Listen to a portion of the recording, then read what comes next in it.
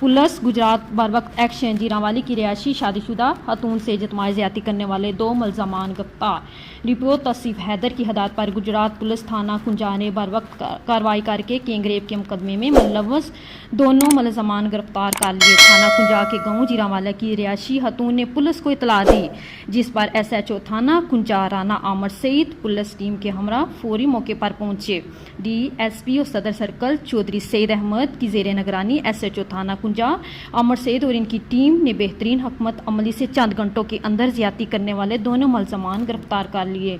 मुलजमान में मोहम्मद आरफ और वल्द खुर्शीद अहमद कौम राजपूत सकना, टिब्बी मरहला शेन चौक वसीम वल्द मुनीर अहमद कौम बट्टी सकना जीरावाली शामिल हैं, जिनकी मजीद इंट्रोगेशन जारी है।